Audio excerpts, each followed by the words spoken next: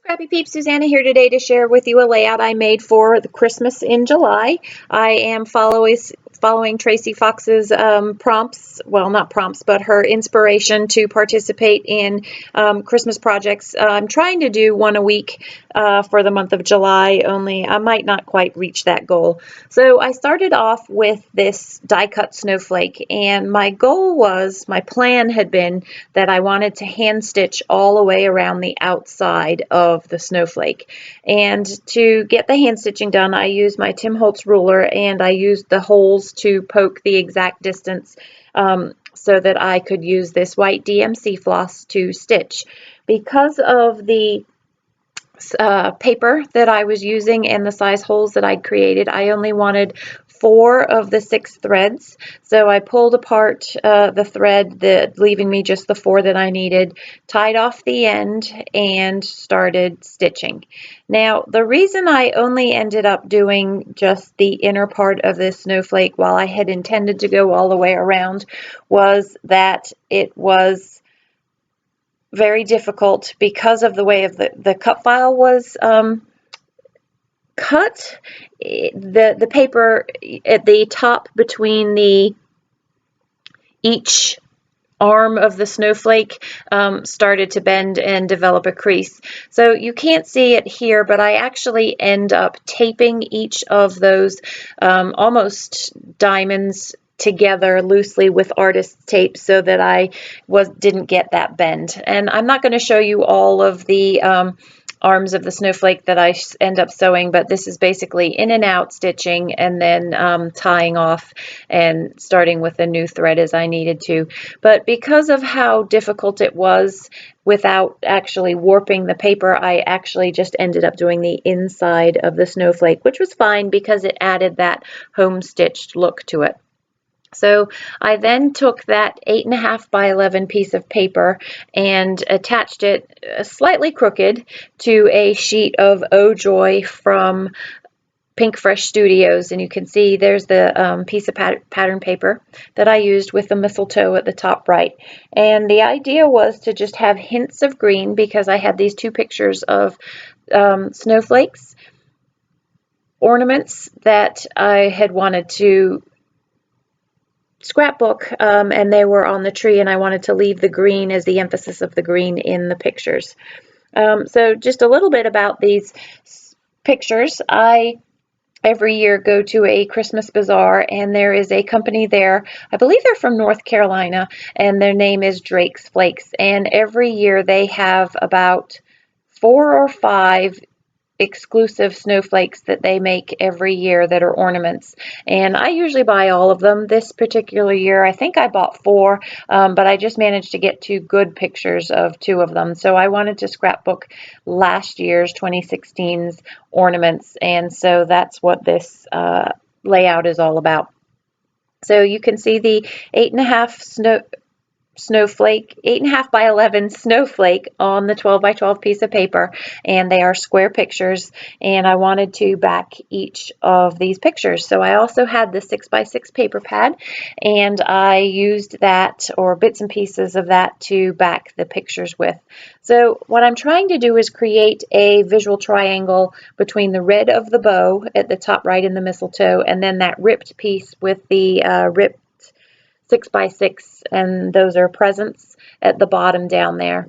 And I have these acetate pieces, ephemera, that I wanted to include on the layout, but I actually don't find anything that works. I wanted to stick with the off-white, white, red, and green theme, and there's a lot of blue in those particular acetate pieces. I also had the stickers, the word stickers, and I got out that in the air there's feeling of Christmas, and I thought that worked perfectly to add a little splash of gold and sort of a footer to the bottom of that 8.5 by 11 piece of paper there. So I anchored that down, and coming short on those acetate pieces and the stickers, I wanted something else to embellish this page. I go back to the stickers to try and find something that's red or green and appropriate, and while digging through my Christmas supplies, I found that Mary die cut from Heidi, And I also found those stamps from Jelly Bean Soup and the snowflakes. And I'm not sure what that snowflake border is, but I can look it up for you if you want to know. So I decided to cut Mary out of this really shiny red that you'll see, and those snowflakes down the bottom there. And then I knew I was going to use Anne Bright up under Mary from the stamp set. And I also found this glassine, red and green glassine bag, and it can combine the color scheme that I wanted to use, but I couldn't make it fit with the way that the pictures were and the orientation of the snowflake that I had on the page. So you can see I literally tossed that aside. So I get out my Big Kick and the red paper and the vellum that I want, and I cut the vellum to fit into the Big Kick and cut these snowflakes first. I have a fairly sizable snowflake collection in my Christmas scrappy stuff. I collect snowflakes. I love snow. Doesn't bother me. We raised our kids in Chicago, and so I have a plentiful supply of snowflakes, and I liked the way that the clear of the vellum just sort of gave you a hint of snowflake there, and not much more than just that hint. And I use my Martha Stewart glue pen to adhere this down, which is perfect. You can't see the vellum pen, or you can't see the glue on the vellum, I should say, I'm sorry, when you use this particular pen. So that added another fun element to the bottom of that page there. What you don't see in this layout is I do go back to some stickers from Simple Stories, and I put down Be Merry and Be Bright, and it's just another little subtle piece there. And then I have this red, it's from a paper pad that I got from the dollar spot at Target. And I really liked the bright and the shiny. It sort of mimicked the bright and shiny of the metal of the Drake's Flakes that I have the pictures of here. So just pop out the innards, and once again, I'm probably going to use my glue pen to adhere that down. So I'm starting to look now for paper to go behind these pictures. I want a white border, I think, but behind that white border I also wanted something, and I gave up on that because I didn't see anything I wanted, and so just decided to finish Merry and Bright, which ends up being the title of my layout. The Bright is subtle, just using that stamp underneath Merry. So I have my VersaFine ink pad, and get distracted by, I wanted to make sure that I'd adhered down Merry so that it didn't shift as I was printing or stamping the remainder of the title there.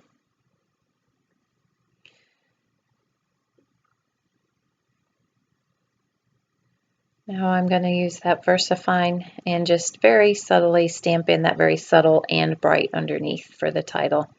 So I get some white cardstock and put a thin, very thin white border. I like to rip some of the edges of the cardstock just to give it a little bit of a less crisp look, add a little bit of sort of distress to the layout. And as I was digging through Christmas papers, I found bits and pieces, and I decided that in order to balance out the corner of the page, the heaviness on the top right, and then that top bottom right, that I wanted something on the top left. And I found that plaid that I thought would be fun. But it needed a hint of green because I just have green heavy on the right hand side of the page. So I just ended up putting just a thin strip of green behind that, what ends up being a page corner versus a photo corner there. And I just wanted to trim that off a little bit, not quite as big. And I found that paper. Again, I believe that was from the Target pack that I end up deciding to back this photo with to add a little pop of color. And I also I end up pulling this all off and putting a glassine bag underneath, again for a little bit of dimension off the page, as well as just a place to nestle a tag for some journaling.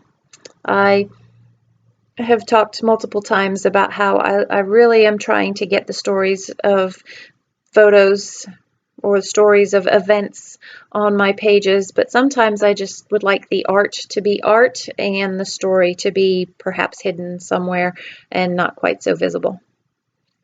So I have a box of tags, and I'm looking for a tag that will fit in that glassine envelope. And I'm glad I have multiple sizes and packets of these Fancy Pants from the Altwell collection tags, because I use them a fair amount, so it's a good thing those large ones I have 2 of. I thought maybe I'd nestle a second one in there, but decided not to. And I'm still searching for some green to incorporate, or a piece of pattern paper that has green and red in it. And I find this from a old Heidi Swap collection and just use it as a connector piece behind both of the pictures. I struggled with the pictures initially. I wanted them to be side by side, but one slightly higher than the other, but oriented in the same angle like that. But I ultimately go with a little bit of ski wampus, which sort of throws the ski wampus of the 8.5 by 11 page that I didn't quite glue down straight. It is less distracting that way. And I stick those directly onto the bag, and the bag just gives the a little bit of dimension to those pictures that are on there.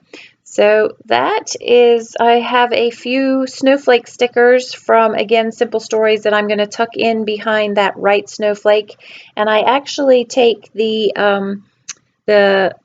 salvage strip that says "Oh Joy" is the name of the Pink Fresh Studios collection, and I cut that and pop that on the picture, which you don't see. I end up doing off camera because I wanted just a little bit more decoration to this, as well as I put in a brad and a black word sticker from I want to say that that's from the an old Authentique collection.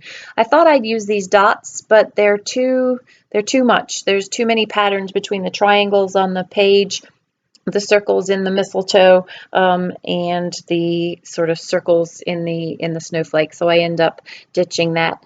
So in a minute, we are going to call this layout done. I am very pleased with the way this turned out, and thank you, Tracey, for prompting us to get some Christmas in July layouts done. I'd really like to work on my December daily, but I think that's more than I can really tackle with some of the deadlines that I have at this point. So here's some close-ups. Thanks for stopping in today. If you enjoyed this video, some thumbs up would be great. If you don't subscribe, I would love to have you join me so that you see all the future things that I have to share with you. Take care.